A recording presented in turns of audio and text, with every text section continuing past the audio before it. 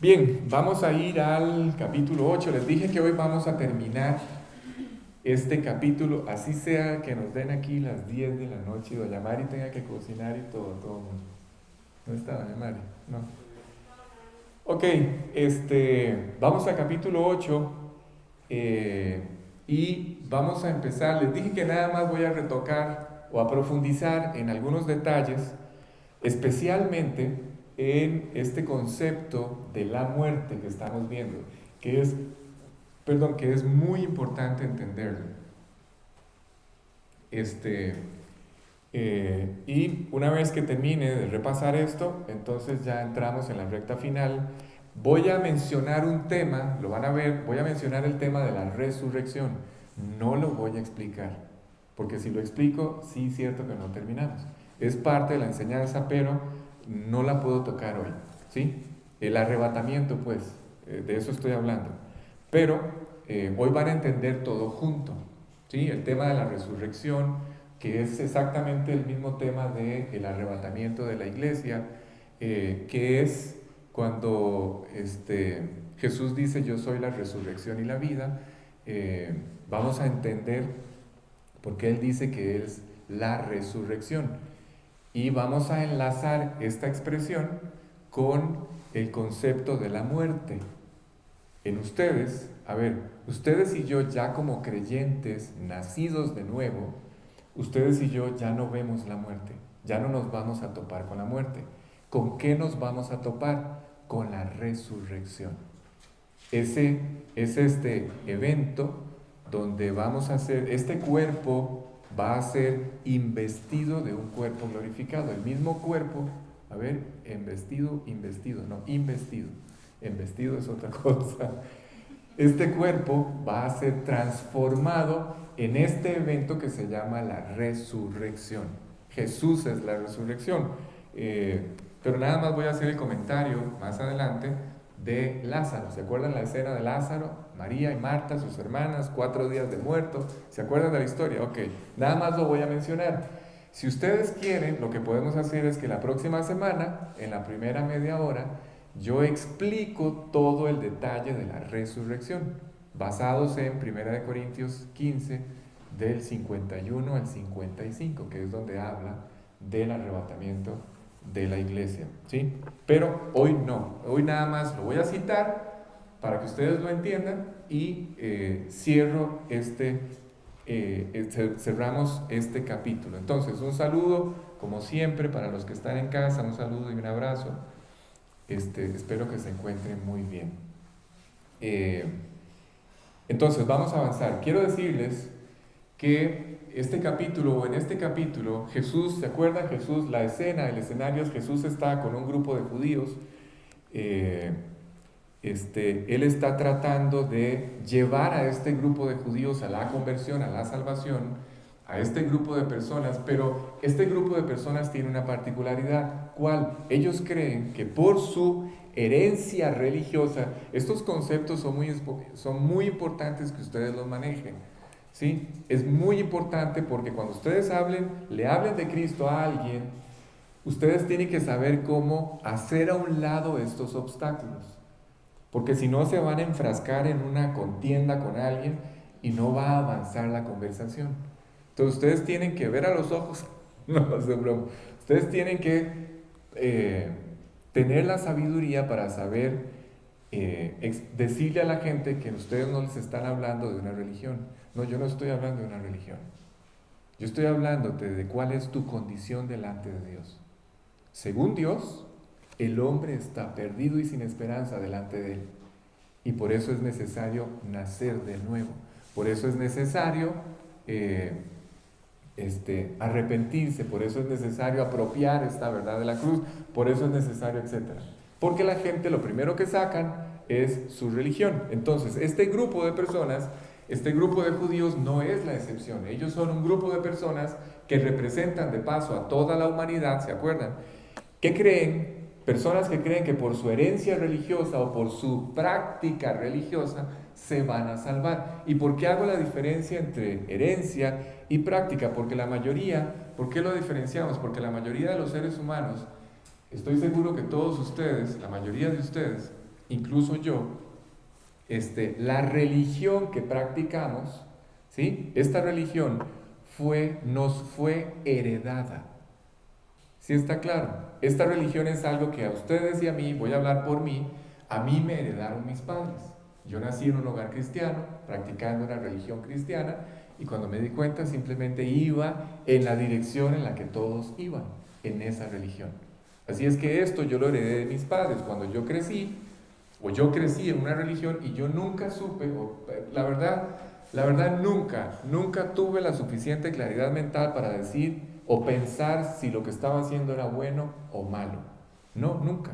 Simplemente pensaba que era la que tenía que seguir porque fue la que me heredaron mis padres y punto. Y además, había cierta cantidad de gente que practicaba esta religión. Claro, hay otras religiones que son más numerosas todavía, ¿sí? Y esto es una trampa para quienes creen escuchen esto, para quienes creen, perdón, para acomodar esto aquí, para quienes creen que detrás de la mayoría está la verdad. ¿Sí entendieron esto? El hecho de que la mayoría vaya en una dirección no significa que esa mayoría va detrás de la verdad o en la dirección de la verdad. Ok, bueno, entonces pensamos que seguramente era la correcta, la religión correcta, porque había mucha gente, seguramente era la religión buena, y nunca nos preguntamos si predicaban lo correcto o no, nunca. ¿Sí está claro? Así es que pensamos que por esa herencia religiosa o ese ritual religioso que practicamos nos vamos a salvar, pero además, ¿se acuerdan? Pensamos que podemos ofrecerle cosas a Dios. ¿Sí? ¿Se acuerdan? Hablamos de los famosos intercambios. Bueno, en realidad no profundicé en eso, pero el hombre piensa que podemos hacer intercambios. Ok, Dios, si me porto bien, ¿me permites salir bien en esto? ¿O esto me va a salir bien? Si me porto bien, ¿me ayudas en esto? ¿Cierto? Ese es el famoso Dios bombero. ¿Sí? Y muchas veces, es más, me atrevo a pensar que una gran mayoría de las veces nos portamos mal y llegamos haciéndole pucheros a Dios, caras, diciéndole, ok Dios, yo sé que no me he portado bien, pero necesito que me saques adelante de esta. Líbrame de esta, ¿sí? Y bueno, y todo esto, ¿por qué digo esto? Porque esta es la forma en la que el hombre trata de convencer a Dios de que lo ayude. Escuchen, ustedes, yo necesito que entiendan que Dios no es así. Esto es muy importante. Dios necesita, conmigo ha tardado años en esto. Dios necesita ir rompiendo esto en el corazón. Dios no es así. Yo no tengo que convencer a Dios de que me ayude. O sea, todo esto que acabo de expresar, las religiones, este intercambio, me ayuda si me porto bien, todas estas cosas, esto es algo que solo pasa en la mente del hombre. Si tenés el micrófono, Omar, para que vos me ayudes a leer. Ok. Esto es algo que solamente pasa en nuestra cabeza. No tiene nada que ver con Dios, ni esto pasa en el corazón de Dios. A Dios, escuchen, no lo tengo que convencer de nada. Él nos ama ya de por sí. ¿Sí está claro? Esto es muy importante. Yo no tengo que convencer a Dios. Dios ya decidió amarme. Es más, antes de que ustedes y yo naciéramos, ya Él había tomado la decisión de amarnos. Pero, escuchen, aquí es donde la cosa se pone grave. ¿Por qué? Porque para que ustedes y yo podamos disfrutar de ese amor, sí, acabo de decir que Dios nos ama. Yo no tengo que convencer a Dios de que me ame. Pero para poder disfrutar de ese amor y de todos los beneficios que vienen de la mano de ese amor, este amor, para poder disfrutar de esto, yo tengo que decidir, porque yo tengo que decidir, establecer una relación personal con Dios. Cuando yo he dicho esto, no hay en algún momento alguien me dijo, Alex, pero bueno, esa es una relación condicionada, o sea, yo te amo y te doy todo esto si estableces una relación conmigo. En realidad no es así. ¿Por qué?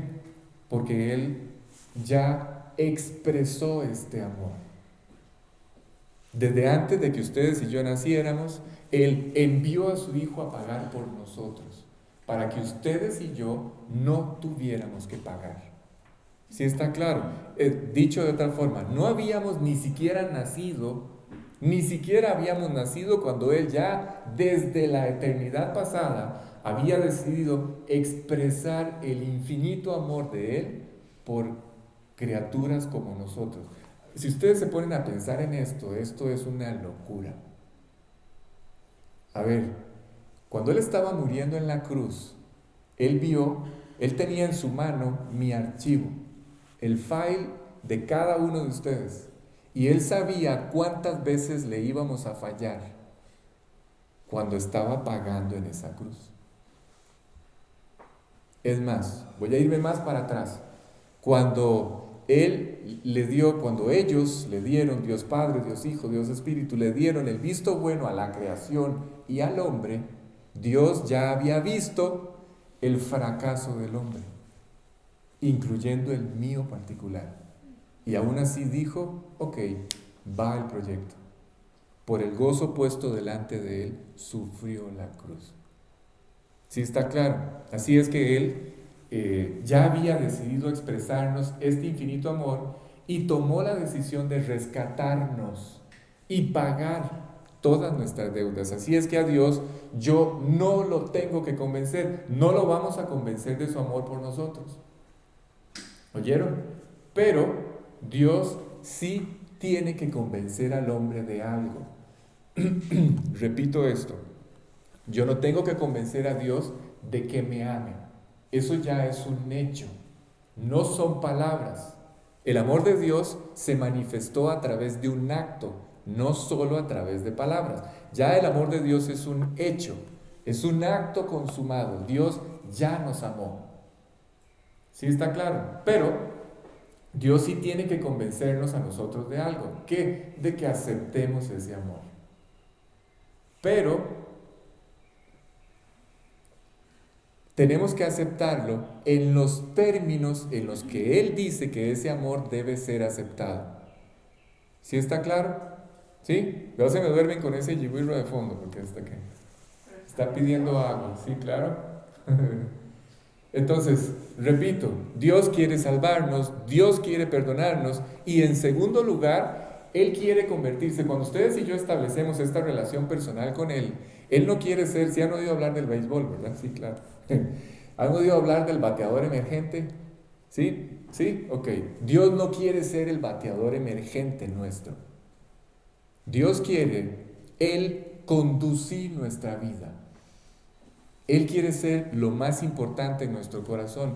Dios tiene que cambiar nuestra vida. Hemos venido hablando de esto. ¿Por qué tiene que cambiar nuestra vida? Bueno, ustedes y yo sabemos. En realidad, sí sabemos en el fondo por qué la tiene que cambiar. Si Dios no cambia nuestra vida, les tengo una mala noticia. Ustedes no van a poder disfrutar sus vidas. Todo va a seguir igual, excepto que ahora somos pecadores perdonados. ¿Sí? Pero todo va a seguir igual. Solo que ya hemos sido perdonados. Perdón, ¿sí entienden? A veces me cuesta. Yo soy muy lento para aprender. Así es que trato de explicar de la misma forma, lo más claro que pueda. ¿Sí? Si yo cometí un delito y la justicia me perdona aquel delito, ya yo soy un delincuente perdonado. Delante de la justicia ya fui perdonado. Pero mi corazón siguió exactamente en la misma condición.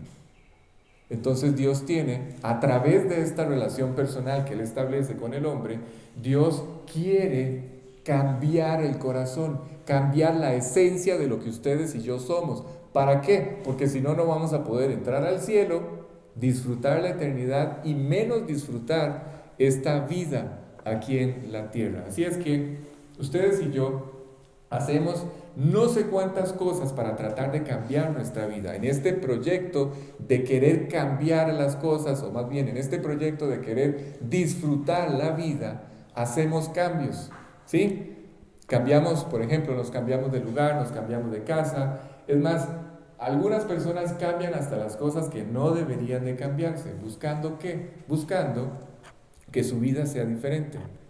Pero ninguna de estas cosas va a llevar al hombre a cambiar, si no es a través de una intervención de Dios y que Dios cambie el corazón. Así es que, repito, cuando Dios se acerca a la vida del hombre, Él se acerca con la verdad, con su verdad, con este amor infinito y con el único propósito de cambiar nuestra vida.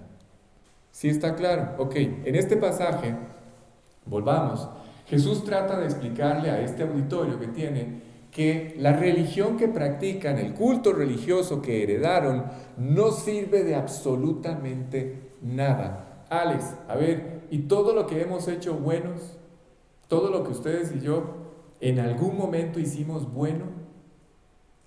Todos esos buenos actos, esas obras de justicia que hemos hecho cada vez que esa compasión natural de la que hablamos la semana anterior se sale, ¿qué pasa con todos esos instantes? ¿Qué pasa cuando nos portamos bien y cuando tomamos algunas decisiones o compromisos o promesas que le hicimos a Dios?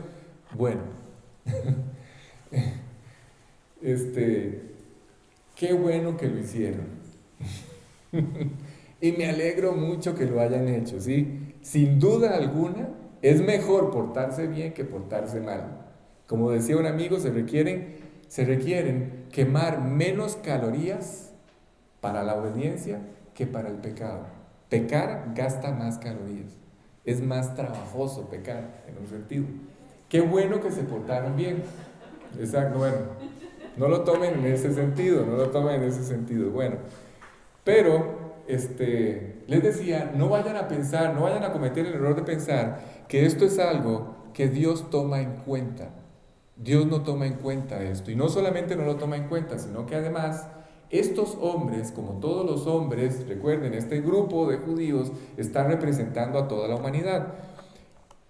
Ellos, como representantes de toda la humanidad, también están cometiendo el error de creer que son hijos de Dios o de pensar que son hijos de Dios. Si ustedes observan la conducta en general del hombre, el otro día veía unas notas, ¿saben cuántas personas en todo el planeta andan vagando entre las fronteras de los países buscando un hogar?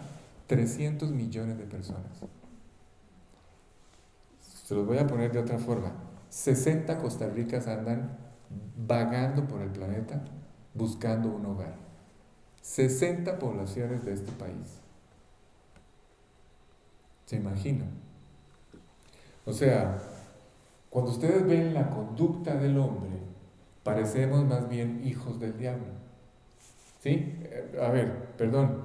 Creo que está claro lo que estoy intentando hacer. Estoy tratando de ir sobre todo el pasaje que ya vimos. ¿Sí? En el versículo 44, Él los vuelve a ver y les dice, no, se equivocan. Ustedes no son hijos de Dios, ustedes son hijos de vuestro padre, el diablo. ¿Sí? Estoy haciendo este repaso. Entonces, la conducta hoy, actualmente, de la humanidad, lo que confirma es esto. ¿Qué hijos de Dios? No somos ni siquiera parecidos hijos de Dios. Mentimos, por supuesto que mentimos. ¿Por qué mentimos? Por cualquier razón. El hombre no necesita hoy una razón para mentir. ¿Somos orgullosos? Sí, somos orgullosos. El orgullo se nos da así naturalmente. Y todas las consecuencias del orgullo, de las que ya hablamos. Nos enojamos, no sabemos por qué, pero todos tenemos una estructura. Esto confirma que todos tenemos una estructura corrompida desde que éramos bebés. Yo vi a mi hijo de 2 años agarrar a una niña vecina del pelo de las mechas y sacudirla así y tirarla. Yo dije, ¿de dónde vio este niño esto? Esto solamente confirma la estructura corrompida con la que ustedes y yo venimos, ¿sí? De pequeños, el papá o los papás pueden tratar de orientar a ese niño y de decirle, hijo, los enojos no, como hago yo todo el tiempo. Pero de eso a que finalmente el orgullo salga del corazón del niño o del hombre, la única manera, escuchen, la única manera de extirpar todas estas características naturales que el diablo imprimió en el corazón del hombre es a través de una intervención de Dios. Es la única forma. No existe otra forma. Y esto es lo que Jesús está tratando de explicarles a ellos. Porque ellos en el corazón, como Él puede leer los pensamientos, Jesús sabe que lo quieren matar. ¿Sí? Él ha sido homicida desde el principio, fue lo que ya explicamos. Así es que Él les explica que a este grupo esto que acabamos de ver. ¿Sí? Así es que con este antecedente vamos a arrancar, Omar, ahora sí, rapidísimo. Arranquemos en el versículo 48, nada más para ir leyendo y ir repasando un par de cosas que quiero aclarar. Leamos el 48, por favor. Respondieron entonces los judíos.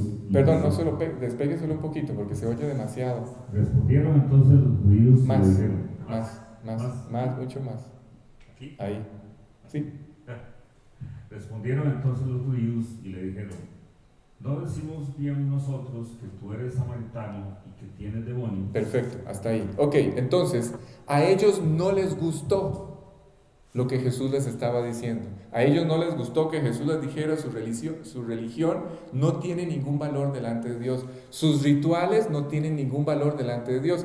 Y crean que ustedes no son hijos de Dios. A ellos no les gustó que Jesús les dijera esto. Quiero aclararles otro detalle. ¿Tenían la religión verdadera? Sí. Sí saben que la única religión que la Biblia menciona es la del judaísmo. Pero, para no meternos en esos enredos o embrollos, escuchen esto, porque esto es muy importante. Nada hago yo, nada hace el hombre con tener la verdad si no apropia la verdad.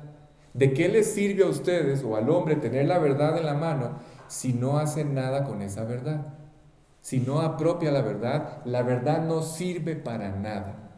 ¿Sí está claro? Hay religiones que no tienen ninguna verdad, nada de verdad. El mundo está lleno de religiones que están basadas en muchas mentiras.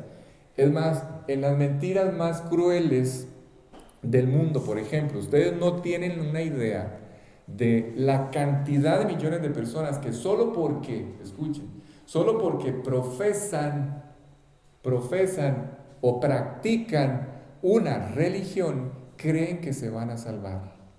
No tienen una idea de los millones que se van a perder por esto. Y ustedes me pueden decir, Alex, pero son personas sinceras. Sí, escuchen, porque esto es muy importante. Pablo mataba cristianos y lo hacía sinceramente. Él era honesto, pero honestamente equivocado. De la misma forma en que tener la verdad en las manos no me sirve de nada si yo no la apropio, el ser sincero no sirve absolutamente de nada si esa sinceridad no me lleva al lugar correcto. ¿Sí está claro? Ok, entonces Jesús trata de llevarlos a donde Él ha planeado llevar al hombre, a todos los hombres. ¿A dónde?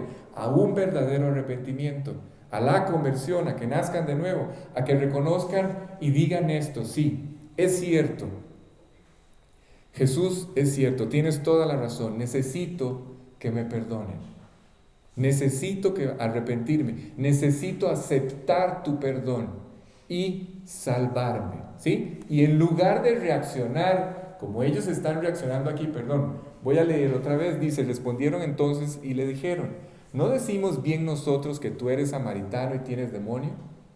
¿Y tienes demonio, sí? Escuchen, ahí no parece, pero lo están insultando, ¿sí? Y ya les voy a explicar por qué. Ellos están reaccionando mal. Reaccionan como reaccionaría la gente cuando escucha la verdad. ¿Sí saben qué es lo que ha pasado con todos los que a lo largo de toda la historia de la humanidad han tenido la verdad en las manos y han vivido por la verdad? Todos los que viven en la mentira matan a los que tienen la verdad. ¿Saben dónde nació eso? En el Edén, con Caín y Abel. El portador de la verdad con el portador de la mentira. Al portador de la mentira nunca le gustó la verdad. Así es que el portador de la mentira mata al portador de la verdad. Y así ha sido siempre. ¿Sí? Así es que cuando el hombre se ve en un espejo, ¿se acuerdan? Y no le gusta lo que ve, tiene dos cosas que hacer: o romper el espejo o corregir. ¿Sí? Cuando ustedes y yo, cuando Dios, a través de una reunión de estas, porque por eso es tan importante, si ustedes no saben hacer este trabajo con las personas, con el incrédulo, entonces ustedes lo traen aquí. Y aquí siempre yo voy a procurar hacer este trabajo. ¿Cuál? Exponer a todos los que vienen por primera vez y están escuchando esto por primera vez a una enseñanza de la Biblia. ¿Por qué? Porque la Biblia es el espejo de Dios. ¿Sí? La Biblia, repito, es el espejo de Dios. Así es que ese espejo, este espejo de Dios, le dice al hombre cuál es su verdadera condición. Y en todos los casos, al hombre no le gusta saber cuál es la verdadera condición o cuál es su verdadera condición. Es más, al hombre no le gusta esa verdad. El hombre ni siquiera se imagina cuál es la verdad que va a ver en este espejo. Ni siquiera se imagina. Ni siquiera se imagina que Dios le va a decir: estás absolutamente perdido y todo lo que haces no sirve de nada. Vas directo al infierno si sigues viviendo de la forma en la que vives. Y con esa verdad, con esta verdad, muchos hombres no reaccionan como deberían de reaccionar. Aún y cuando en este momento ellos están escuchando la más maravillosa, la más hermosa de todas las propuestas. Una propuesta de perdón, una propuesta de salvación, una propuesta de transformar sus vidas. ¿Sí? Así es que en este versículo 48, como ellos no estuvieron de acuerdo con lo que Jesús les dijo, entonces no creyeron. ¿Sí está claro? Ok, y entonces a él le dijeron que todas las cosas que él hacía eran fruto, escuchen, de una relación con el diablo que Jesús tenía. ¿Sí? Y además lo compararon con la etnia, con esta etnia llamada los samaritanos, que los judíos consideraban las personas más traidoras entre los judíos. ¿Quiénes eran los samaritanos? Los samaritanos eran los judíos que habían roto con el judaísmo. Presten mucha atención porque estos son detalles muy importantes. Cuando ustedes lean la Biblia, después de terminar todo este estudio de Juan, cuando ustedes cuando Dios nos permita terminar de recorrer todo el Evangelio de Juan, ustedes van a ir a la Biblia y van a tener una perspectiva completamente diferente de la Biblia. ¿Sí? Una mayor profundidad a la hora de leer, un mayor entendimiento, una mayor claridad, ¿sí? A la hora de leer. Los samaritanos, ¿por qué le dijeron, por qué lo insultaron? Tienes demonio. Y además de eso, ¿no decimos nosotros que eres un samaritano? ¿Por qué se hablaban así o por qué se referían así de este grupo de personas? Porque eran judíos que habían roto con el judaísmo, se habían casado con no judíos, escuchen, y habían formado este grupo o esta etnia llamada los samaritanos. Así es que no había un peor insulto que se pudiera utilizar con un judío que llamarle samaritano, es decir, lo insultaron. Eso es lo que intento decirles. Pero aquí es donde empieza algo maravilloso. Dios, Jesús, no reacciona. Si ustedes siguen leyendo, como lo vamos a leer ya casi, se van a dar cuenta de que Jesús no reacciona. No reacciona en relación a esa actitud o a esa reacción de este grupo de judíos. ¿Por qué? La pregunta es, ¿por qué no reacciona? Bueno, Alex, sí, Dios nos ama, es infinito en paciencia, etcétera, etcétera. Sí, bueno, es una respuesta muy espiritual, pero ¿sabe por qué no reacciona Dios? ¿Sabe por qué Jesús no entró en esta contienda o en este problema? Porque Él entiende las limitaciones del hombre. Jesús sabe de qué estamos hechos, del material que ustedes y yo estamos hechos. Él entiende nuestro orgullo. Él entiende cómo nos gobiernan nuestras ideas, cómo nos influyen nuestras ideas. Y Él sabe que no siempre es fácil escuchar una verdad tan dura, la verdad de Dios, la verdad de la Biblia. Y en lugar de reaccionar en contra y subirse al ring con ellos, Él trató más bien de ayudarlos a creer. ¿Sí? Él trató más bien de llevarlos hasta la salvación. Alex, ¿creer en qué? Bueno, que esta persona con la que ellos están hablando, escuchen, ni tiene demonio, ni es un samaritano. Ninguna de estas dos cosas. Lo que él está intentando hacerles entender es que con el que ellos están tratando realmente es Dios que decidió hacerse un hombre. ¿Se imaginan? Pero, ¿por qué tuvo que hacerse hombre? Eso es lo que vamos a explicar más adelante. ¿Por qué aceptar todos estos insultos, toda esta confrontación, todas estas discusiones? Necesito que entiendan algo.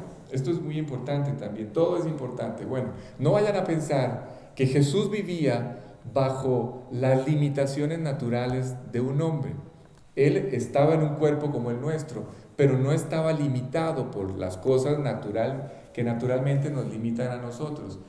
Me refiero a que él no tenía una naturaleza corrompida. Él no heredó esa naturaleza corrompida, como si la heredamos ustedes y yo. Por lo cual, él nunca se entregó a los insultos, nunca se entregó a las agresiones.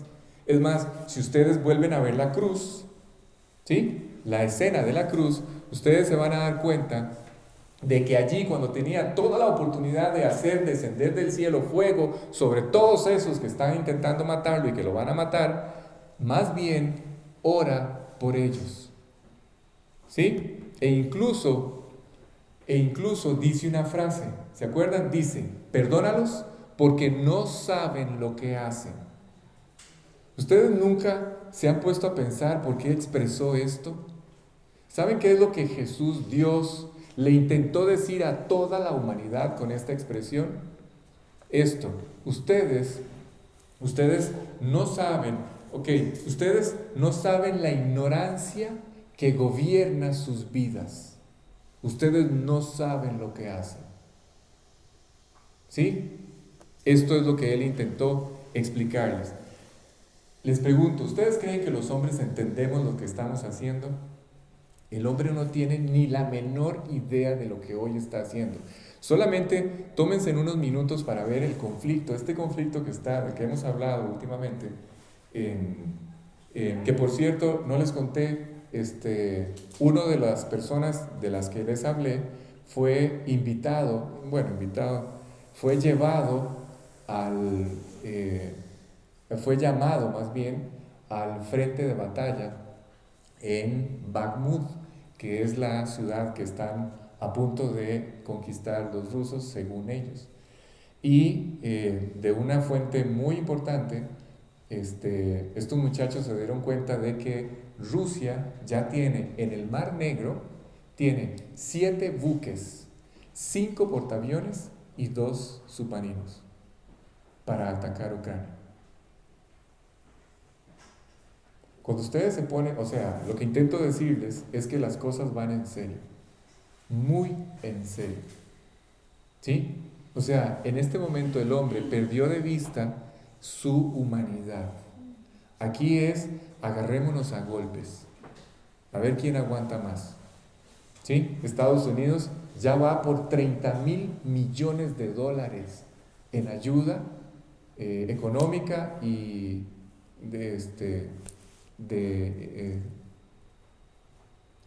¿cómo se llama? Armas de guerra, todo el instrumental bélico de ayuda. Europa, la Unión Europea ya casi alcanza los 1,000 millones en ayuda. ¿Sí? Esto es una locura. Aquí la idea es que Occidente quiere desaparecer Rusia y Rusia quiere desaparecer Occidente. Para que entiendan que el hombre no tiene la menor idea de lo que está haciendo. Pero, ¿en qué sentido Dios está tratando de explicarnos que el hombre no tiene la menor idea de lo que hace? En este tema en particular, ¿cuál? El tema de la eternidad. A veces no pensamos en la eternidad como tenemos que pensar. Y Dios usa la Biblia para hacernos pensar en la eternidad. Así es que, repito, volvamos al pasaje, así, en lugar de entregarse a la discusión y al pleito, Jesús aprovecha este momento para hablar de la verdad más extraordinaria, ¿sí? De las buenas noticias, la verdad más extraordinaria que existe, la verdad de la salvación, la verdad de la vida eterna, la verdad de que Él, como Dios, se hizo hombre. Así es que en este momento, Él les dice que Él no viene del demonio, ni tiene una relación con el demonio, que Él realmente viene de parte de Dios y que incluso si Él no les dijera la verdad, sería exactamente igual que ellos. ¿Cómo? Un mentiroso. ¿Sí? 49 y 50. Omar, por favor. Respondió Jesús: yo no tengo demonio, antes honro a mi Padre y vosotros me deshonráis. Pero yo no busco mi gloria, hay quien la busca y juzga. Exacto. Se refiere, ¿quién es ese que busca la gloria de Él y juzga? Dios Padre. ¿Sí? Y dice Jesús que en ese momento Dios lo va a glorificar a Él, a Jesús, y que Él se va a encargar de sacar adelante todo el proyecto que Dios Padre se propuso a través de Él. Versículo 51. De cierto os digo, que el que guarda mi palabra nunca verá muerte. Ok, nunca verá la muerte. Cuando hablamos de la muerte, y ahora sí, aquí entramos en este tema que era el que quería llegar. Cuando hablamos de la muerte, que por cierto es un tema de que no nos gusta hablar de la muerte, ¿por qué? Porque es un es un evento que hacemos a un lado y mantenemos allí, como que lo despreciamos, lo mantenemos en un bajo perfil toda la vida.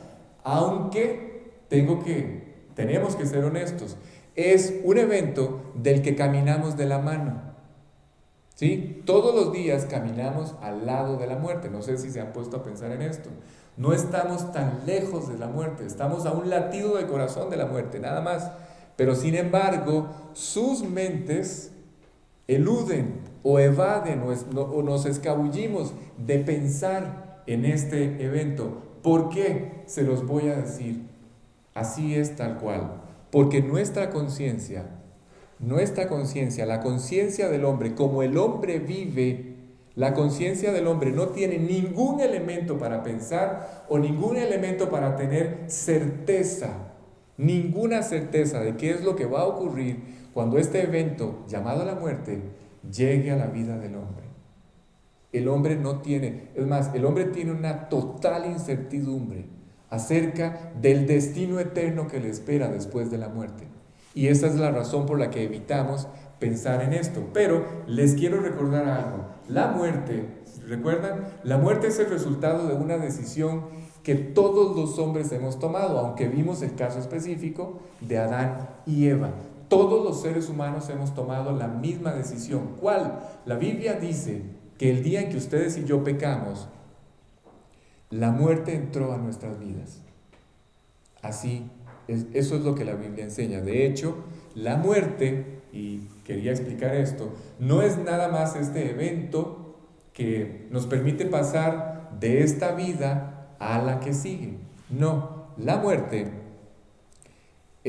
incluye 3 ámbitos, o este concepto de muerte para Dios está contemplada en 3 ámbitos. Escuchen. En el ámbito espiritual, en el ámbito físico y en el ámbito eterno. La Biblia habla de una muerte eterna. ¿Se acuerdan del libro de Apocalipsis? Cuando Juan habla en Apocalipsis capítulo 20 de la muerte segunda. ¿Se acuerdan de esto? Bueno, no sé si lo han leído. No voy a entrar en tantos detalles, pero la pregunta es, ¿hay una primera muerte? O razón por la cual la Biblia menciona una segunda. ¿De qué muerte está hablando ese pasaje? Bueno, es lo que voy a intentar explicar. La Biblia enseña que cuando el hombre rompe con Dios por primera vez, esto ustedes lo pueden leer, capítulo 2 y 3 de Génesis, ya lo habíamos hablado. Vamos a ver, cuando ustedes lean esto, tienen que tener presente algo. El hombre siempre ha tratado de enseñar una verdad que es una absoluta mentira. ¿Cuál? Que el origen de todo, como dice un amigo, fue un chiripazo. Eso no existe. ¿Sí? Cuando ustedes leen estos capítulos de Génesis, ustedes se van a dar cuenta de que la realidad es que el hombre fue creado completa y absolutamente distinto a como es el hombre hoy. El hombre fue creado en una comunión perfecta con Dios. Absolutamente perfecta, en una armonía perfecta con Dios. Y de eso no quedó ni el rastro hoy. ¿Sí está claro? El hombre rompió con Dios, pero Dios ama al hombre. Y en aquel momento, el hombre tuvo que tomar una decisión. A ver, voy a intentar explicar esto porque es algo que hasta ahora entiendo yo. Para que exista una relación y pueda surgir el amor, tiene que haber aceptación de ambas partes. Si no, no es posible que fluya el amor. Para que empiece a surgir el amor, si no hay de una de las partes aceptación, si una de las partes no decide, más bien si las dos partes no deciden establecer o estar de acuerdo con la relación, entonces no puede darse el amor. ¿Sí? El amor de Dios, como ya dije al principio, nunca ha estado en cuestión. Él ya nos ama. Así que quien tenía que tomar la decisión de estar de acuerdo o no con el proyecto de Dios era el hombre. Y por eso fue que Dios creó al hombre en libertad. Es decir, con su propia voluntad. Y usando su propia voluntad, el hombre tiene que decidir y decirle a Dios, ok Dios, acepto tu proyecto para mi vida. ¿Sí está claro? Dios hubiera podido hacer robots o mascotas, pero no lo hizo. Si el hombre hubiera en aquel momento tomado la decisión correcta, entonces todos hoy viviríamos en un paraíso.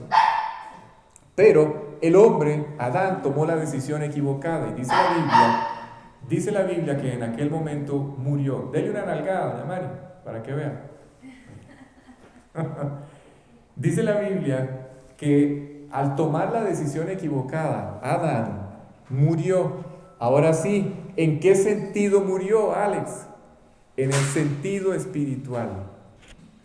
Escuchen, cuando Adán desobedece, el pecado entra, la corrupción entra por primera vez al corazón del hombre y aparece la muerte. Su relación con Dios se rompe, se acaba. ¿Sí? Esta es la primera muerte. ¿Sí está claro? Y todo en su mente, ¿se acuerdan? Toda su mente fue afectada, toda la perspectiva que Adán y Eva tenían de Dios cambió. Ya era alguien de quien había que esconderse. Después de amarlo, ahora era alguien de quien había que esconderse. Perdieron toda la perspectiva inteligente acerca de Dios. Y entonces Dios le empezó a explicar al hombre lo que había ocurrido. Repito, presten mucha atención, por favor. Dios le dijo a Adán, Eva, ustedes murieron espiritualmente, están separados de mí. ¿Sí está claro?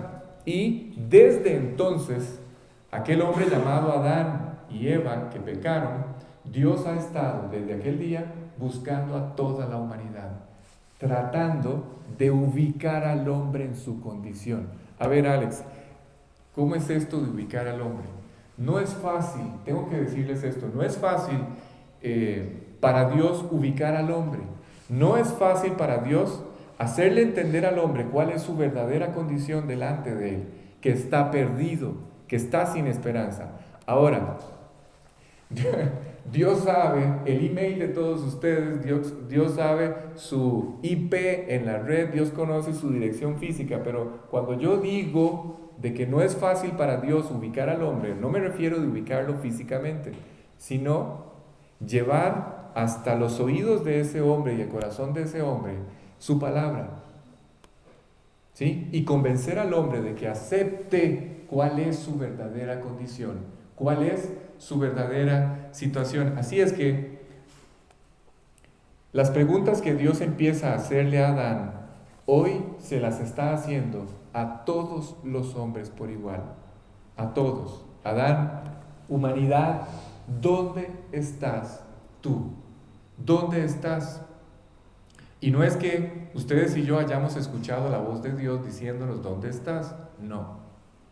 En una reunión como estas, hace 22 años, yo empecé a escuchar a través de la exposición de la Biblia, empecé a escuchar la voz de Dios preguntando, Alex, ¿dónde estás? ¿Cómo está tu vida? Y fue cuando yo me di cuenta de que estaba absolutamente perdido, con un vacío enorme en el corazón. Allí era donde yo estaba. Cualquier cosa fuera de esto que yo acabo de decir es tema para un café. Nada más, porque no sirve para absolutamente nada. Si el hombre no reconoce que está perdido, cualquier otra cosa, cualquier otra filosofía, cualquier otra perspectiva de la vida, cualquier otra cosa, alguien me contó, alguno de ustedes me dijo el otro día, que alguien le había dicho que sí disfrutaba su vida y que estaba pleno. Y después, por otros comentarios que hizo, dejó ver que no era así. ¿Sí? Así es que esta es la verdadera condición de todos los hombres. Estamos viviendo una vida hueca. Bueno, los hombres que sin Cristo viven una vida hueca, una vida vacía, una vida que no tiene ningún sentido. Y la siguiente pregunta que Dios le hizo a Adán es: Adán, ¿qué has hecho? ¿Qué fue lo que hiciste? El hombre no sabe lo que ha hecho. Yo no sabía que cuando ustedes y yo pecamos, cuando ustedes y yo pecamos, rompemos nuestra relación con Dios y empezamos a experimentar lo que la Biblia llama la muerte espiritual. ¿Sí? Esta muerte espiritual, esta nueva condición espiritual, no nos permite tener relación con Dios. No hay forma alguna de tener comunión con Dios después de que hemos pecado. Y como consecuencia de esta muerte espiritual, ¿saben qué aparece? La muerte física. ¿Sí está claro? De hecho, cuando ustedes y yo decimos que vamos a morir, es un concepto relativo. Ahora sí, ya empezamos a hablar de relatividad. ¿Por qué digo que la muerte es un concepto relativo? Porque en realidad ustedes y yo estamos muriendo todos los días. Ustedes y yo hoy, aunque no les parezca, no somos los mismos de hace 20 o 30 años, ya no. Así es que, repito, cuando decimos, o cuando Jesús dice, el que cree en mí no verá la muerte, no se refiere a este evento, escuchen, porque aquí viene la aclaración. Jesús, cuando dice, el que guarda mi palabra no verá la muerte, no significa que no va a morir físicamente, no significa que no experimentará este evento que nos lleva de esta vida a la eternidad. No está hablando de eso, no está hablando de este evento que nos lleva de esta vida a la otra. Eso es lo que la Biblia llama la muerte física. Pero la muerte espiritual es la que finalmente nos separa de Dios. Y esa es la que Dios ve. Esa es la que provocó la muerte física. La muerte espiritual fue la que finalmente también provocó lo que ustedes y yo conocemos como la muerte física. Así que todos, absolutamente todos, por haber pecado, vivimos separados de Dios y además vamos a morir físicamente. ¿Sí está claro? Y esa es la razón por la que vamos a morir. Es posible que ahí en el acta de defunción les pongan ataque al miocardio. Pero en realidad esa no fue la razón. La razón es que por haber pecado fuimos separados de Dios, morimos espiritualmente y la muerte espiritual trajo como consecuencia la muerte física. ¿Sí está claro? En realidad morimos porque hemos pecado, porque hemos roto con Dios. ¿A qué se refiere Jesús entonces cuando dice, el que guarda mi palabra no verá la muerte? Bueno, es así, tal cual, no vamos a ver la muerte. Ustedes y yo ya no vamos a ver la muerte. La muerte entendida como este evento que nos lleva a pagar por la eternidad por todo lo que hemos hecho mal. Eso ya no aparecerá en nuestro futuro. ¿Sí está claro? En realidad, si ustedes se ponen a pensar, el problema de la muerte no es que nos muramos. El problema de la muerte es a dónde vamos a ir después de la muerte. Ese es el verdadero problema. ¿Qué va a pasar después de que morimos? Ese es el verdadero problema. La Biblia enseña que el gran enemigo, este enemigo que se llama la muerte, el poder, la victoria de esta muerte es primero que nos mantiene atemorizados toda la vida. Toda la vida. Pero en segundo lugar, el problema de la muerte es que nos pueda llevar a esta prisión eterna. ¿Sí?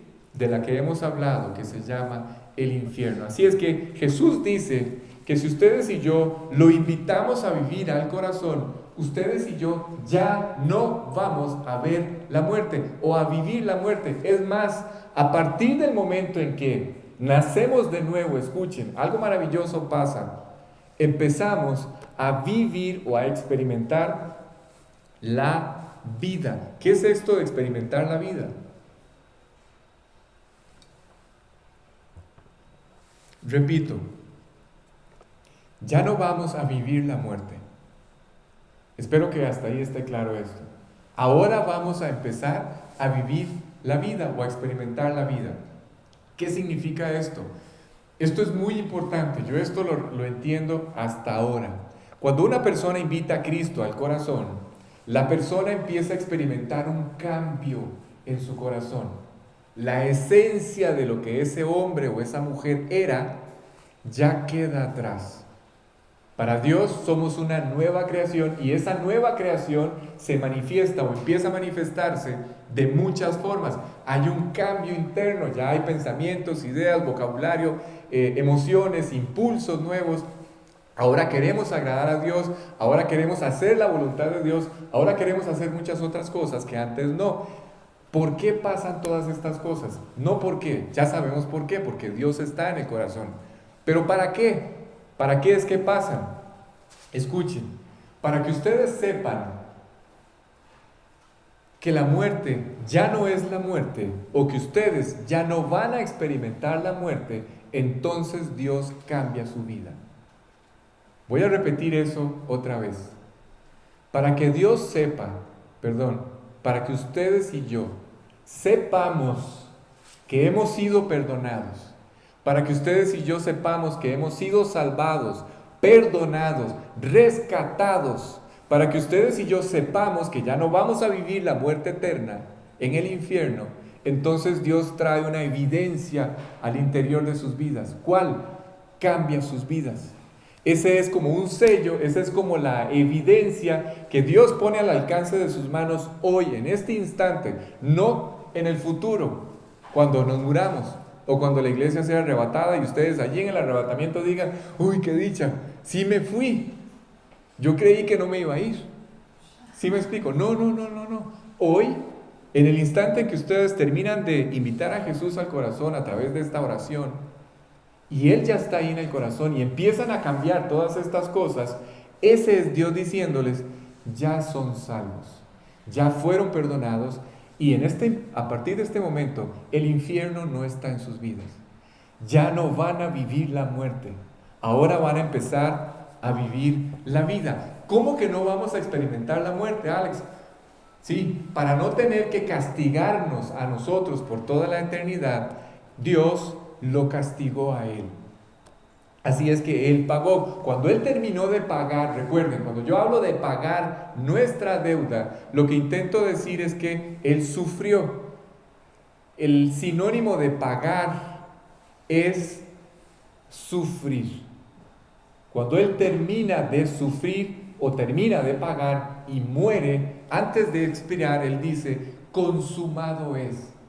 ¿Se acuerdan? Esta frase, escuchen, esta frase se cita en otro lugar de la Biblia. Esto es maravilloso. Cuando Jesús está en la cruz, a punto de expirar, y cita esta expresión, consumado es, lo que Él quiso decir es esto. Lo que Él quiso gritar a los cuatro vientos es esto. Oh muerte, yo seré tu muerte. Por eso es que la muerte, es decir, esa prisión eterna llamada infierno, ya no está en nuestro futuro, porque Jesús fue la muerte de la muerte. Consumado es. Oh muerte, yo seré tu muerte. Sí, la Biblia explica que Jesús en esa escena en la cruz se abraza de la muerte para ponerle fin a la muerte. Se sumerge en ella 3 días y 3 noches y al tercer día se levanta de los muertos para dar un grito de victoria, porque Él venció la muerte. La muerte había sido vencida. ¿En qué sentido, Alex? ¿En qué sentido la muerte fue vencida? En el sentido de que a Él no lo retuvo la muerte. Si Él no hubiera pagado por toda nuestra maldad, todavía, al día de hoy, no se habría levantado de los muertos. ¿Sí? Pero el hecho de que se levantara al tercer día, como Él dijo que lo iba a hacer, significa que la muerte no lo había retenido. Ustedes saben, sí saben esto, ¿verdad? Sí saben que cuando alguien muere, ya no tiene la posibilidad de regresar. Espero que tengan esto muy claro. ¿Sí? Ok. Cuando Cristo resucita, es para gritar a los cuatro vientos que la muerte había sido vencida. Y a la hora en la que ustedes y yo creemos en esto, entonces, a la hora en que Dios nos invita a nacer de nuevo o que lo invitemos al corazón, dice la Biblia que en el momento en que ustedes conscientemente aceptan establecer esta relación con Él, es para que ustedes y yo sepamos que la muerte ya no es la muerte. ¿Cómo sabemos ustedes y yo que la muerte ya no es la muerte? Porque Él nos cambia. La muerte deja de ser la muerte en nuestra vida porque Él nos cambia, hace de nosotros una nueva persona, nos transforma. Cuando Dios hace esto es para que sepamos, y esto es maravilloso, que lo que ustedes y yo fuimos se terminó. ¿Sí? ¿No les parece increíble? Lo que ustedes y yo fuimos se terminó. Sí, Alex, pero ¿estás seguro? Es que hay viejas estructuras, todavía nos siguen afectando. Sí, algunas de las estructuras del pasado todavía siguen afectando nuestra nueva vida. Pero ustedes y yo, que hemos nacido de nuevo, ya hemos podido confirmar que aquel día en que invitamos a Cristo al corazón, dejamos de ser para siempre lo que un día fuimos. ¿Sí está claro? Y a partir de ese momento surge una nueva vida. Claro, hay un proceso de crecimiento. Y ese es el testimonio. Ese es el testimonio que Dios nos da de que todo fue cancelado, que fuimos perdonados y que hizo de nosotros una nueva creación. Literalmente, se los voy a decir así, literalmente Jesús se convirtió en el segundo Adán. Él es el responsable de una nueva creación, un nuevo hombre al interior de cada vida. Pero ahí no termina la victoria. Ahí no termina, nada más, no es solamente eso. La victoria de Cristo no es nada más que hoy seamos una nueva persona o una persona distinta, sino que la Biblia dice que ya no hay muerte en nuestro futuro. Ya no nos vamos a topar con la muerte. No vamos a morir, es lo que ellos están preguntando. ¿Qué es que no vamos a morir? Sí, sí vamos a morir, pero ya no nos vamos a encontrar con aquel lugar toda la vida. Bueno, la verdad, pocas veces he pensado en esto, pero cuando lo pienso, sí da miedo. ¿Sí? Sobre todo por todas las cosas que uno oye. Pero dice la Biblia que cuando Cristo se levanta de los muertos, fue para poner a nuestro alcance la resurrección. ¿Sí? Esta palabra la acabamos de agregar. Dice la Biblia que lo que Cristo hizo cuando pagó por nosotros y se levantó de los muertos fue poner a nuestro alcance el proyecto perdido. Todo aquel proyecto, todos aquellos beneficios que venían de una correcta relación con Dios se perdieron. Aquella comunión que teníamos con Dios perfecta se perdió.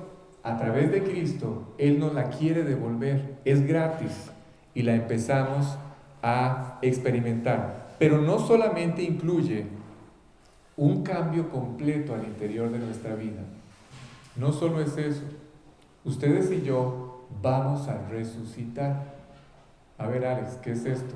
Ustedes y yo vamos a resucitar en un cuerpo semejante al de Él. Es un cuerpo glorificado y eterno. ¿Sí? ¿Sí está claro ese detalle? La muerte ya no llegará a nuestra vida. ¿Sí? Ok. ¿Dónde está lo malo de la muerte? Lástima que no vino la persona. ¿Dónde está lo malo de la muerte?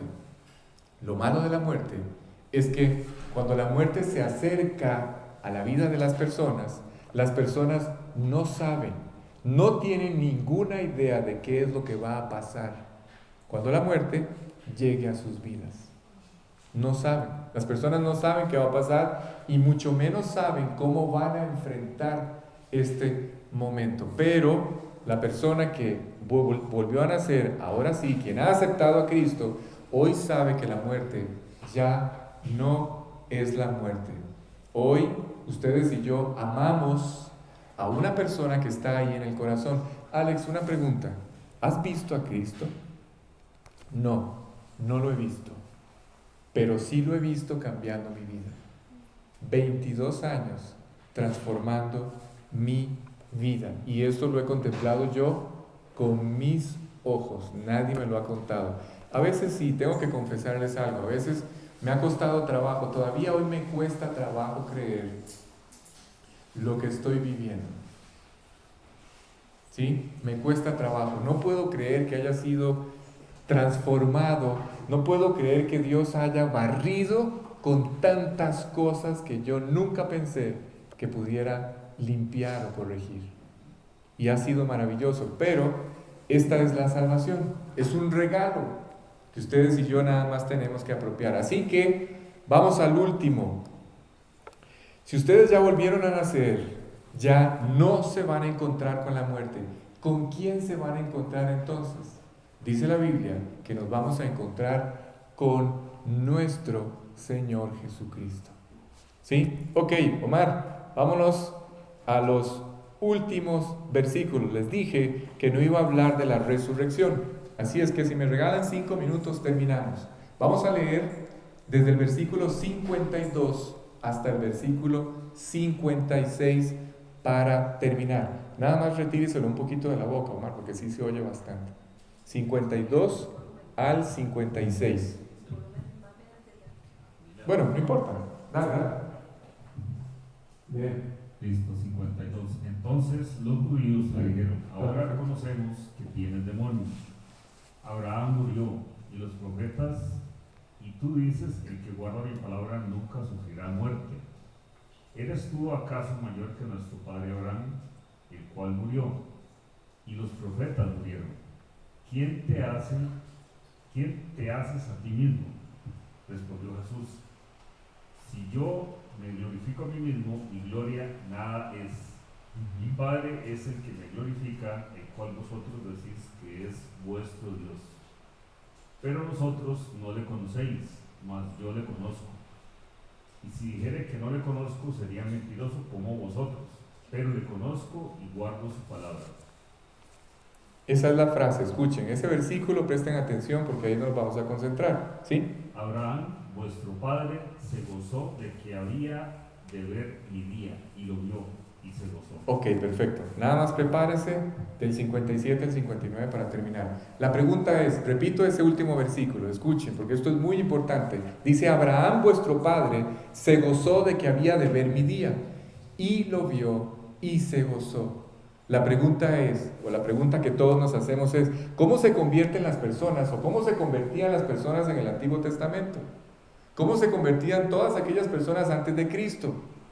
Aquí acabamos de leer cómo. Repito otra vez.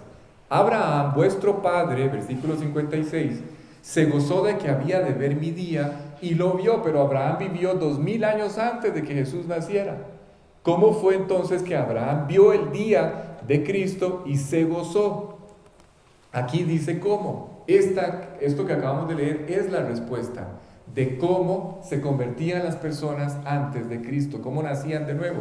Dice que Abraham vio el día en que Cristo iba a morir. ¿Cómo? ¿Cómo hizo esto? Bueno, en el Antiguo Testamento, antes de que Cristo muriera, la gente escuchaba el mensaje. ¿Cómo se salvaron ustedes? Escuchando el mensaje. ¿Cuál mensaje? Bueno, en el pasado vino uno que vivió una vida perfecta, murió en una cruz por todo lo que ustedes y yo hemos hecho mal, pagó nuestra deuda, tomó nuestro lugar, y lo único que yo tengo que hacer, 3 días después se levantó de los muertos, y lo único que yo tengo que hacer para apropiar este perdón es creer en esto. Ese es el mensaje. Ustedes y yo hoy nacemos de nuevo porque escuchamos este mensaje.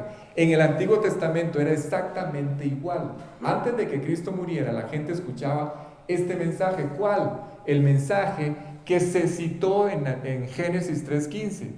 ¿Se acuerdan? Y pondré enemistad entre tu simiente y la simiente suya. Ella te herirá en la cabeza, tú le herirás en el calcañar. Desde allí Dios le enseñó a los hombres que un día en el futuro de una mujer nacería el Mesías, el Cristo, el ungido de Dios, el señalado, el escogido por Dios para salvar a los hombres.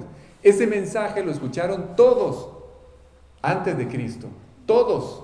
En una reunión, en alguna casa o en la casa de Abraham, Abraham escuchó este mensaje. La promesa de que Dios iba a enviar al Mesías, a su Hijo, a pagar por sus pecados. ¿Sí está claro eso? ¿Sí? Ok, perfecto. Entonces, ellos ejercitaban, a ver si me entienden esto, los que vivieron antes de Cristo volvían a ver al futuro y ejercitaban a través de un acto de fe en el futuro, como nosotros a través de un acto de fe hacia el pasado ejercitamos nuestra fe, y a través de este acto de fe tanto ellos como nosotros apropiamos esta salvación. Solo que aquellos a través de un acto de fe hacia el futuro, nosotros a través de un acto de fe hacia el pasado, porque ya murió. En el caso de ellos no había ni siquiera nacido, ¿sí está claro? Así es que un día Abraham vio a través de este mensaje que él escuchó, un día estuvo en una reunión y escuchó este mensaje, esta promesa de que Cristo pagaría por él. ¿Sí está claro? Recuerden, en el Antiguo Testamento, al Cristo, al ungido de Dios, al escogido de Dios se le llamaba el Mesías. Mesías y Cristo, Mesías en hebreo, Cristo en griego. Ok, que pagaría por nosotros, por nuestros pecados. Cuando Él dice, vi su día, o cuando Jesús dice que vio mi día y se gozó, se refería a que Abraham vio el día en que Cristo pagó por sus pecados. ¿Sí está claro? ¿Sí? Ok, perfecto, sigo adelante. Así es que ustedes y yo solamente a través de un simple acto de fe podemos volver a ver ese día, volver a ver aquel lugar. Voy a decir algo que es muy duro, ¿sí? Espero que no se asusten. No existen ni películas, ni existen documentos, ni existen algún elemento siquiera arqueológico que compruebe la existencia de la cruz. No existe nada que a ustedes y a mí nos permita hoy comprobar que existió la cruz del Calvario. No existe. Esto que acabo de decir, elementos arqueológicos, documentos, etc., está la Biblia. ¿Sí? Pero fuera de la Biblia no existe todavía hoy evidencia arqueológica de que la cruz existió. Entonces, ¿cómo podemos saber que en verdad Cristo murió por nosotros? Repito, estoy hablando como un hombre. Está la Biblia, ¿sí? Y la Biblia confirma esto. Pero hay otra forma. Cuando ustedes y yo, al igual que Abraham, volvemos a ver hacia atrás. Abraham, recuerden, Abraham vio hacia el futuro. Nosotros vemos hacia el pasado. Cuando él, al igual que nosotros, volvemos a ver ahora hacia atrás y volvemos a ver la cruz del Calvario y la vemos como tenemos que verla, en ese momento algo pasa. Cuando ustedes y yo, repito, vemos la cruz del Calvario y vemos ese lugar como tenemos que ver, ¿qué es lo que tenemos que ver en ese lugar? El lugar donde Cristo aceptó pagar por todo lo que ustedes y yo hemos hecho mal. Ahí fuimos perdonados. Allí Él fue perdonado. Él vio el día de Cristo y se gozó. Él fue salvo cuando vio a través de un acto de fe hacia el futuro, la cruz del Calvario y vio a Jesucristo pagando por él. En ese momento, él fue salvado. Y esa es la invitación que la Biblia, o que a través de la Biblia Dios hace a todos los hombres. Y exactamente, escuchen, exactamente igual que lo hizo Abraham, volver a ver ese día o volver a ver ese lugar y entender que ahí Dios le dio solución a la vida de Abraham y a nuestras vidas. A todo le dio solución allí, en ese lugar. ¿Sí? Eso es lo que yo tengo que hacer a través de un simple acto de fe hoy, volver a ver a la cruz. Así es que, si no lo habían entendido, espero que hoy ya lo hayan entendido. Cristo murió por nosotros. ¿Sí? Y esto es maravilloso. ¿Qué es lo que habría que decirle? Bueno, esto, en las palabras más sencillas es esto: Dios, hoy he entendido, porque no sé, hay gente en casa que verá esto y posiblemente no hayan entendido como hayan tenido que entenderlo esta verdad. Dios, hoy he entendido que solamente tengo que aceptar este pago, este perdón, que solamente tengo que invitarte a vivir al corazón. Hoy he entendido que tú quieres cambiar mi vida. Eso que acabo de decir es un acto de fe. ¿Ustedes estuvieron allí? No. No estuvieron allí. Pero con esto que acaban de confesar, es un acto de fe. ¿Sí? Un sencillo acto de fe. Versículos 57, 58 para terminar, hermano. Entonces le dijeron los judíos: ¿aún no tienes 50 años y has visto a Abraham? Claro, la pregunta era obvia.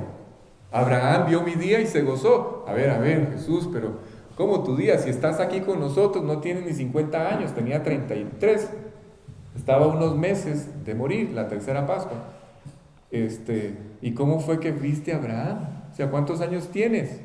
¿Sí? Por eso preguntaron, ¿has visto a Abraham? Jesús le dijo, ¿qué?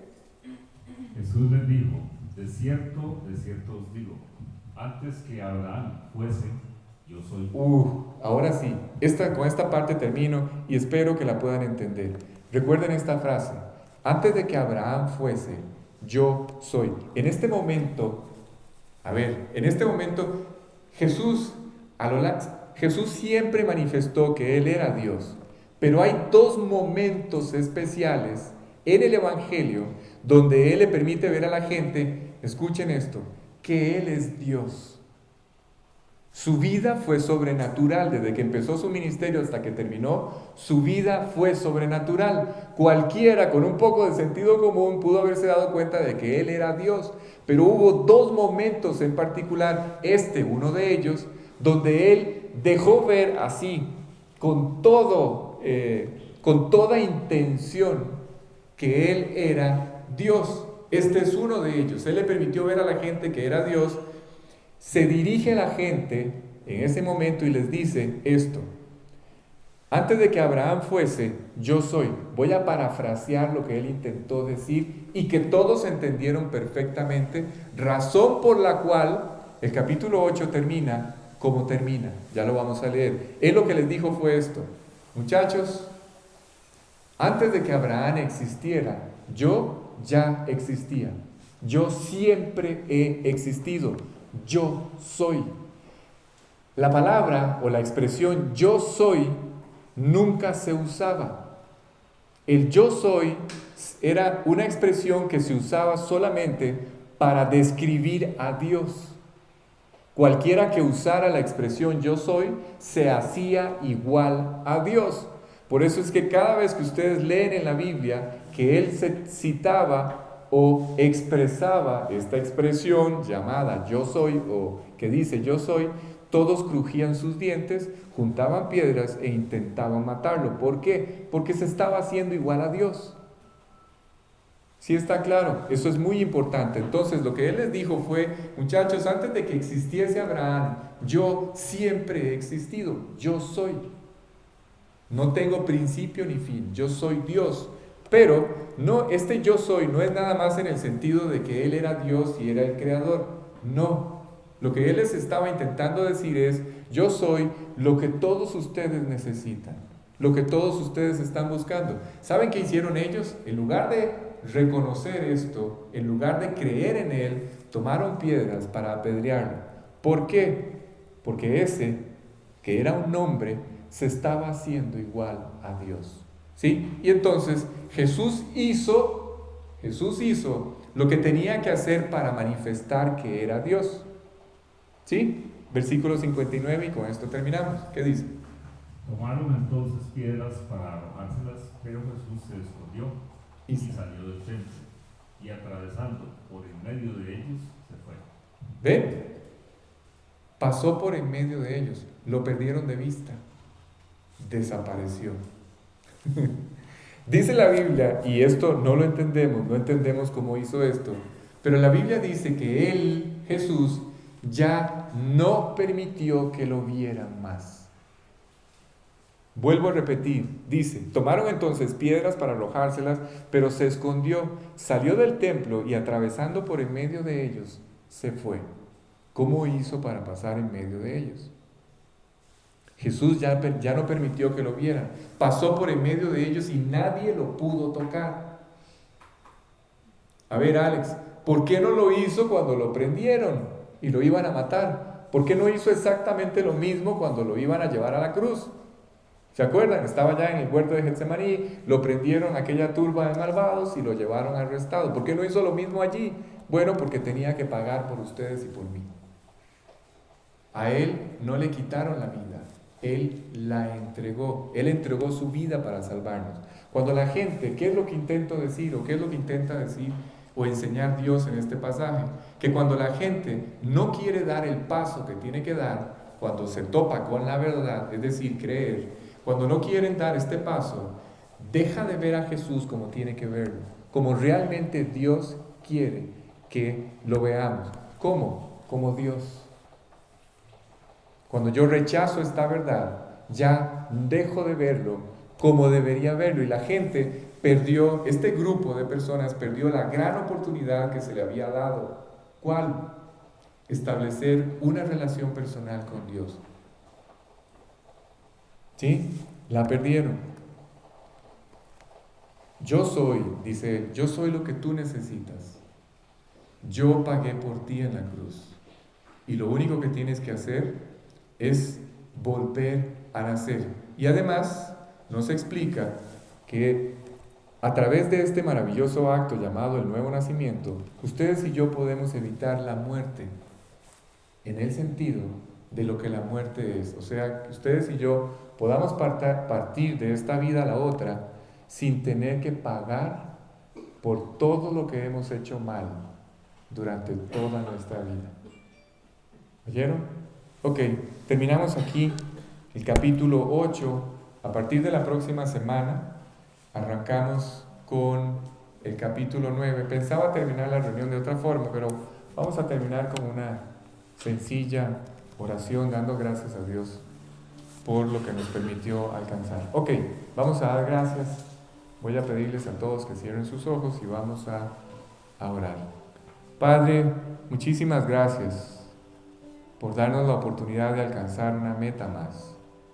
Fue una aventura completa, una maravillosa aventura. Este capítulo 8 fueron verdades tras verdades, enseñanzas tras enseñanzas, principios tras principios. Hoy mi forma de ver la Biblia es completamente diferente, después de haber visto, estudiado y atesorado todas estas enseñanzas de este capítulo. No me puedo imaginar todas las que vienen. Todavía falta mucho. Y quiero pedirte por favor que lo que ya hemos escuchado, lo que tú has logrado traer hasta nuestra mente, pueda bajar al corazón y pueda ser atesorado como tú has planeado que lo hagamos. Y que además tú puedas preparar nuestro corazón para todas las demás enseñanzas que vienen. No puedo ni siquiera alcanzar a imaginar las expectativas, las ilusiones que hay en tu corazón cada vez que este pequeño grupo de tus hijos nos sentamos con una voluntad dispuesta a escuchar todo lo que salió de tu mismo corazón. Ni más ni menos. Exactamente lo que estaba en tu corazón es lo que hoy está grabado y plasmado en este libro. Así es que gracias. Gracias por este tiempo, gracias por esta oportunidad que cada vez se hace más más grande en nuestro corazón. Permite que podamos darle el sentido a todas estas enseñanzas y especialmente a esta reunión. Por favor, permite que muchas personas que hoy no te conocen puedan llegar hasta este lugar y entregarte sus vidas aquí. Por favor, guárdanos ahora, llévanos de regreso a casa con bien y gracias por este tiempo. Te pedimos todas estas cosas en el nombre de Jesús. Amén. Bien, muchas gracias, buenas noches, nos vemos la próxima semana. Arriba algunas cosas para compartir para los que quieran. Sí, por favor, gracias.